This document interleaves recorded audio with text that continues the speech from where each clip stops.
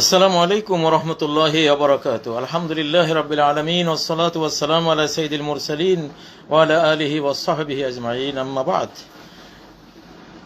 মুসলিমা ভাই বোনেরা, বাংলাদেশি বাংলাভাষী বন্ধুরা, আশা করি আপনারা সকলে ভালো আছেন। বেশ কিছুদিন বিরতির পরে আবার আপনাদের মুখোমুখি হয়েছি। আসলে ইনশাআল্লাহ সামনে থেকে আবার কন্টিনিউ করব।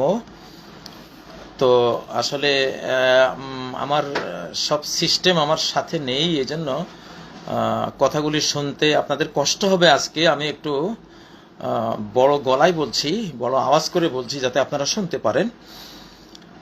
বলছিলাম যে বর্তমান পৃথিবী, আমরা যে ঝঞ্ঝা বিক্ষুব্ধ পৃথিবী, আকাশের সতর্কীকরণ চলছে একের পর এক। আমাদেরকে আল্লাহ তাআলা শুধরে নেয়ার কাজ করে যাচ্ছেন, বিভিন্ন ওয়ার্নিং দিচ্ছেন আমরা যাতে সতর্ক হয়ে যাই। যেমনটি আল্লাহ বলেছেন, ওয়ালা নুযিকান্নাহুম মিনাল আযাবিল আদনা দুনাল আযাবিল আকবারি লাআল্লাহুম ইয়ারজিউন। সূরা হামিম আস-সাজদার আয়াত এটি, যে আমি তাদেরকে বড় শাস্তি দেওয়ার আগে, ধ্বংসাত্মক শাস্তি দেওয়ার আগে ছোট্ট শাস্তি আমি দেব, যাতে করে তারা ফেরত আসে। একটা শাস্তি ছোট আকারে দেয়া হয় যাতে ওয়ার্নিং পেয়ে আমরা আল্লাহর দিকে ফিরে আসি, মূল আমাদের মাবুদ ইলাহের দিকে ফিরে আসি। ছোট শাস্তিগুলো এগুলো তিনি দেন। কিন্তু আরেকটা শাস্তি, সেই শাস্তি আসলে ফেরত আসার সুযোগ নাই, কবরে চলে যেতে হয়, ধ্বংস হয়ে যেতে হয়। তো বর্তমান আমরা যেটা দেখলাম, ইব্রাহিম রাইসি, ইরানের প্রেসিডেন্ট, আমি ব্যক্তিগতভাবে তাকে খুব ভালোবাসতাম। তাকে দেখলে, তার চেহারা দেখে আমি আইডিয়া করতাম যে এই লোকটা তাওহীদবাদী একজন মানুষ, আল্লাহওয়ালা, ওহির নূর আমি তার মধ্যে দেখতাম। যেমন আব্দুল্লাহ ইবনে সালাম নবী সাল্লাল্লাহু আলাইহি ওয়াসাল্লামের চেহারা দেখে বলছিলেন, লাইসা হাযা বিওয়াজহি কাযাব, এই চেহারাটা একটা মিথ্যুকের চেহারা না, এটা খারাপ মানুষের চেহারা, এরকম হয় না। তো ইব্রাহিম রাইসি, আল্লাহ তাকে জান্নাত নসিব করুন, দোয়া করি। তিনি মুসলিম উম্মার একজন কান্ডারি ছিলেন। মুসলিম উম্মার যে কোনো একটা ষড়যন্ত্রের শিকার হয়েছেন। আমরা আমাদের স্পিরিচুয়াল তথ্য থেকে একেবারে নিখুঁতভাবে জানি, নির্ভুল এবং একেবারে সত্যভাবে জানি যে তিনি হত্যাকাণ্ডের শিকার হয়েছেন, কোনো সন্দেহ নেই। তো হয়তো কোনো একদিন বিস্তারিত বলবো, কিন্তু প্রকাশ হয়ে যাবে সবকিছু। আল্লাহু মুখরিজুম মা কুনতুম তাকতুমুন। বিশেষ করে হত্যাকাণ্ডের ব্যাপারে আল্লাহ বলেছেন সূরা আল বাকারা, যে যা তোমরা লুকাও এটা আল্লাহ বের করবেনই। হত্যাকাণ্ডের বিষয় কেউ লুকিয়ে রাখতে পারে না। আল্লাহু মুখরিজুম মা কুনতুম তাকতুমুন, যেটা তোমরা লুকাতে সেটা আল্লাহ মুখরিজ, তিনি এটা বের করবেন। তো সেটাই, এটা আল্লাহ বলেছেন কোথায়? সূরা আল বাকারার ৭৩ নম্বর আয়াত এখানে বলেছেন। তো এমনিতে তো বিশ্বের সকল নেতাদেরকে, বিশেষ করে এশিয়া, আফ্রিকা মহাদেশের, এইসব মহাদেশের নেতৃবৃন্দকে খুব সতর্ক হয়ে যেতে হবে। যেহেতু হাদিসের মধ্যে এটা এসছে, নওয়াব ইবনে হাম্মাদ বা আল হাবিল সৈয়ুতি বা বিভিন্ন যারা কিয়ামতের আলামত নিয়ে যারা লিখেছেন, হাদিসগুলো বর্ণনা করেছেন, যে লা ইয়াখরুজুল মাহদি হাত্তা লা ইয়াবকা কাইলুন ওয়ালা ইবনু কাইলিন ইল্লা হালাক, যে ইমাম মাহদি আসার প্রেক্ষাপটে যত নেতা থাকবে, কাইল মানে নেতা, রাইস মানে যারা কায়েদ, নেতৃত্ব দেয়, লিডার। তো ইমাম মাহদি যখন আসবেন তার আগে সব লিডাররা মারা পড়বে, কোনো লিডার থাকবে না। লা ইয়াবকা কাইলুন, কোনো লিডার থাকবে না, ওয়ালা ইবনু কাইলিন, লিডার তো থাকবে না, লিডারের ছেলেও থাকবে না, তাকেও মেরে ফেলা হবে। না জানি সে আবার বাপের পথে লিডিং দিতে যায়, নেতৃত্ব দিতে যায়, তো তাকেও মেরে ফেলা হবে, ইল্লা হালাক। তো এই সিলসিলা উদ্বোধন হয়েছে সম্ভবত রাইসি সাহেবের হত্যাকাণ্ডের মাধ্যমে। এটা বের হবে ইনশাল্লাহ, বের না হয়ে যাবে না এটা। তো এইটা, এই জন্য সব নেতৃবৃন্দকেই, ছোট বড় সবাইকে সতর্ক হয়ে যেতে হবে। কোথাও কেউ কোনো এমন হয়তো পরিকল্পনা নিয়েছে যে তারা খুব সূক্ষ্ম ধর্ম বিশেষজ্ঞ। বর্তমান যে যুদ্ধটা চলছে গাজা, এটা ধর্মযুদ্ধ। ধর্মীয় বইতে যেভাবে আছে সেভাবে মারা হচ্ছে। তাদের বিভ্রান্ত আলেমরা যেভাবে লিখে দিয়েছে আল্লাহর নামে, নিজেরা লিখে আল্লাহর নামে চালিয়েছে, তারা ভাবছে যে আমরা আল্লাহর কথা বাস্তবায়ন করছি, আসলে তো বিভ্রান্ত তাদের আলেমদের কথা তারা বাস্তবায়ন করছে। তো এই জন্য নেতৃবৃন্দকে সতর্ক হয়ে যেতে হবে। আর ইব্রাহিম রাইসির প্রসঙ্গটা আসলে তার ব্যাপারে কিছু কথা তো না বললেই নয়। আমি তাকে দেখে ভাবতাম যে আজ থেকে প্রায় 900 বছর আগে সুন্নি ইরানকে একজন প্রেসিডেন্ট এসে শিয়া ইরানে রূপান্তর করলেন, মুখতার নামক একজন প্রেসিডেন্ট। তো ইব্রাহিম রাইসিকে দেখে আমার মনে হতো যে ইনি হয়তো আবার শিয়া ইরানকে সহি সুন্নার ইরানে রূপান্তর করার একটা ভূমিকা নিচ্ছেন। তার হাতে কোরআন দেখতাম, এবং তিনি যেভাবে উদারভাবে শিয়া সুন্নি বিভেদকে অতিক্রম করে এক মুসলিম উম্মাকে তিনি নেতৃত্ব দিয়েছেন, লিড দিয়েছেন, এই ভাবনাগুলো তার মধ্যে ছিল। এবং তিনি যেহেতু বিচারক ছিলেন, প্রধান বিচারপতিও ছিলেন, বিচারপতিদের মধ্যে একটা সূক্ষ্ম যাচাই বাছাইয়ের গুণ থাকে, এটা থাকেই তাদের মধ্যে কম বেশ। তো এই জন্য তিনি সবকিছুকে সুন্দরভাবে সেই যাচাই বাছাই করতেন, চিন্তা গবেষণা করতেন, এবং বিচারিক সূক্ষ্ম দর্শনের মতোই বিশ্ব প্রেক্ষাপটে, রাজনৈতিক প্রেক্ষাপটে সিদ্ধান্তগুলো নিতে পারতেন। এই জন্য তার পিছে লেগেছে। কারা লেগেছে?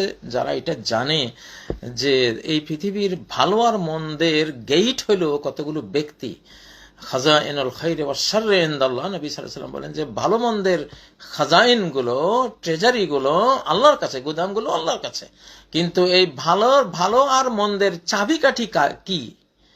ও মাফাতিহু আর রিজাল, এটা চাবিকাঠি হলো মানুষ। দেখা গেল একটা নেতা আসলো, একটা জাতি বিশ্ব সেরা জাতিতে পরিণত হলো। নবীজি আরব জাতি তারা কি ছিল আর কি হলো? একজন নেতৃত্বের কারণে।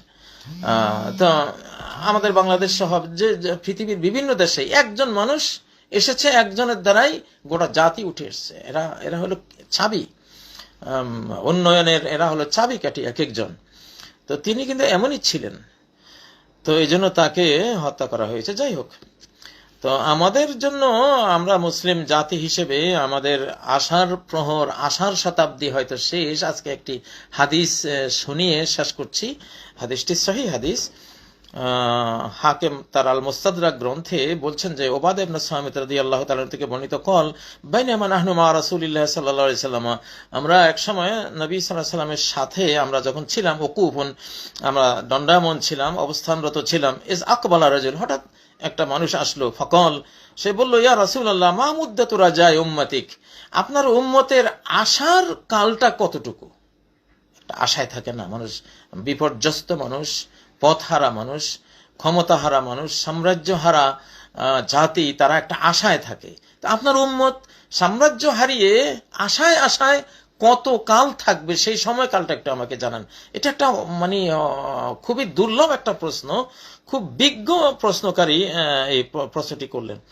কলা ফাসাকাতা রাসূলুল্লাহ সাল্লাল্লাহু আলাইহি ওয়াসাল্লাম, রাসূলুল্লাহ সাল্লাল্লাহু আলাইহি ওয়াসাল্লাম চুপ থাকলেন, কোনো উত্তর দিলেন না। হাত্তা সাআলাহু সালাসা মাররাত, লোকটি তাকে 3 বার এটা জিজ্ঞাসা করলেন যে ইয়া রাসূলুল্লাহ, আপনার উম্মতের আশার কাল কত বছর হবে?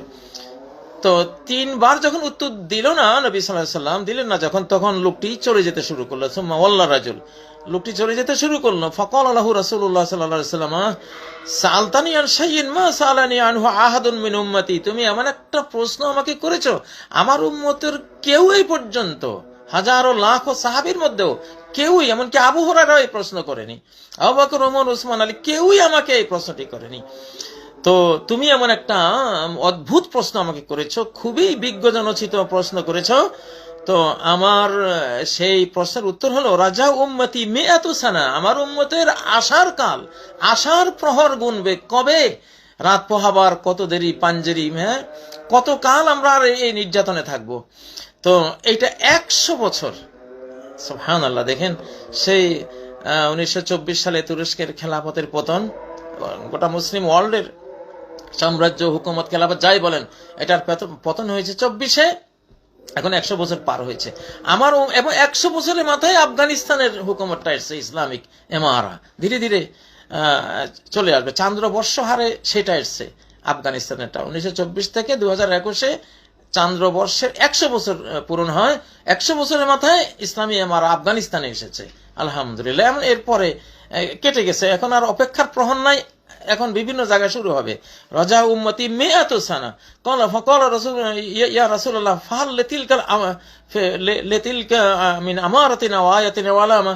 সেই 100 বছর যে পার হলে পরে আমাদের আশার প্রহর শেষ হবে, আমাদের আবার উম্মতের পুনর্জাগরণ শুরু হয়ে যাবে, তার কি কোনো আলামত, নিদর্শন এমন কিছু আছে?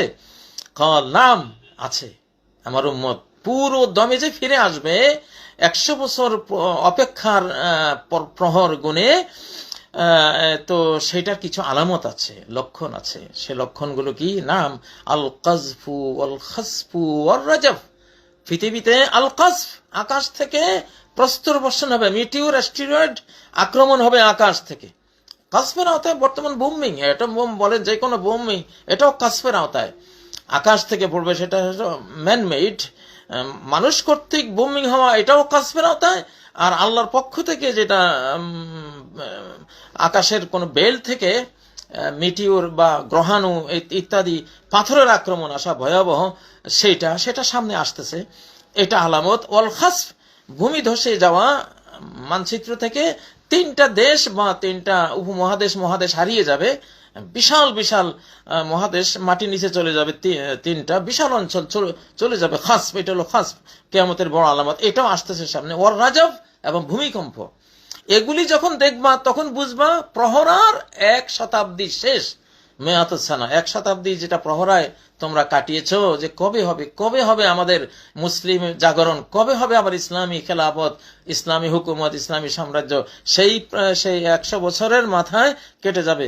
এবং ওয়া ইরসালুশ শায়াতিনিল মুলজামাতি আনিন নাস, এবং যেসব শয়তান মানুষদের থেকে দূরে তাদেরকে লাগাম পরিয়ে রাখা হয়েছিল, অ্যারেস্ট করে রাখা হয়েছিল, সেগুলোকে ছেড়ে দেওয়া হবে। এইটা সম্ভবত সহিহ মুসলিমের মুকদ্দমার মধ্যে রয়েছে, যে ইন্না ফিল বাহরি শায়াতিন মাসজুনা আওসাকাহা সুলাইমান ইউশিকু আন তাখরুজ ফাতাকরা আলা নাসি কুরআনান। হযরত সুলাইমান আলাইহিস সালাম সাগরগুলিতে অনেকগুলো জিন শয়তানকে বন্দী করে বেঁধে রেখেছেন। তো সেইটা কিয়ামতের আগে তাদেরকে ছেড়ে দেয়া হবে, তারা বের হয় আসবে, এসে তারা বিভিন্ন বই পড়বে, তেলাওয়াত করবে, বিভ্রান্ত করার জন্য বিভিন্ন, আজকাল দেখেন না কত মিডিয়া দেখা যায়, অনেকে কিন্তু পড়া শুরু করেছেন অলরেডি এরকম। তো সেই শয়তানগুলোকে ছেড়ে দেয়া হবে। এই টাইমটা আমাদের, এই টাইমটা। তো হাদিস সম্বন্ধে হাকিম বলছেন সহিহুল ইসনাদ, এই সনদটা সহিহ, তবে বুখারী মুসলিম এটা যদিও সংকলন করেনি, এজন্য ইমাম হাকিম এটা সংকলন করেছেন, হাদিসটি সহিহ। তো আমরা কিন্তু আলহামদুলিল্লাহ আমাদের প্রহরার 100 বছর শেষ, এখন প্রাপ্তির শুরু। অতএব মুসলিমদের হারাবার কিছু নেই। নেতৃবৃন্দ হয়তো তারা হারিয়ে যাবেন, মেরে ফেলবে, কিন্তু মারতে মারতে শেষ পর্যন্ত এমন এক নেতা আসবেন, তাকে আর মারতে পারবে না। আকাশের প্রহরায় তিনি সুরক্ষিত থাকবেন। তখন পুরো দমে এই উম্মতের রহমত, বরকত আবার বিশ্বব্যাপী তারা নিয়ে বেড়াবে ইনশাআল্লাহ। মানুষকে সঠিক জ্ঞান, সঠিক ধর্মের দিকে নিয়ে আসবে, মানুষ আবার মুক্তির পথে ইনশাআল্লাহ এগিয়ে যাবে। আল্লাহ তাআলা আমাদের এই শতাব্দী, আমাদের আশার শতাব্দী, প্রতীক্ষার শতাব্দী শেষ হয়েছে ইনশাআল্লাহ। আমাদের হারাবার কিছু নেই, টেনশনের কিছু নেই, আপনারা টেনশন করবেন না ইনশাআল্লাহ। আর দিন হয়ে গেছে, এখন আর রাত হবে না ইনশাআল্লাহ। তা সেই অপেক্ষায় আমরা থাকলাম ইনশাআল্লাহ। আমরা দেখবো এখন কোথায় কি হয়, কি উন্নতি হয় ইনশাআল্লাহ। দেখতে শুরু করেছি, এক গাজা দিয়ে গোটা বিশ্বে ইনশাআল্লাহ মুসলিম উম্মার গ্রহণযোগ্যতা, সেই ইউরোপে, অস্ট্রেলিয়ায়, আমেরিকায়, ছাত্র সমাজে, বুদ্ধিমান সমাজে, পাবলিক লেভেলে, মহিলাদের মধ্যে, পুরুষদের মধ্যে, সর্বত্র মুসলিম উম্মার গ্রহণযোগ্যতা অলরেডি চোখে দেখার মতো, হতবাক হওয়ার মতো। এইটাই সেই কথা, যে 100 বছর প্রতীক্ষায় তারা কষ্টে থাকবে, 100 বছর শেষে প্রতীক্ষার প্রহর শেষ, প্রাপ্তির প্রহর শুরু ইনশাআল্লাহ। এখন শুধু নেব আমরা দুহাত ভরে। আল্লাহ তাআলা আমাদেরকে নেয়ার তৌফিক দান করুন। সুবহানাকাল্লাহুম্মা বিহামদিকা আশহাদু আল্লা ইলাহা ইল্লা আনতা আস্তাগফিরুকা ওয়া আতুবু ইলাইক। আসসালামু আলাইকুম ওয়া রাহমাতুল্লাহি ওয়া বারাকাতুহু।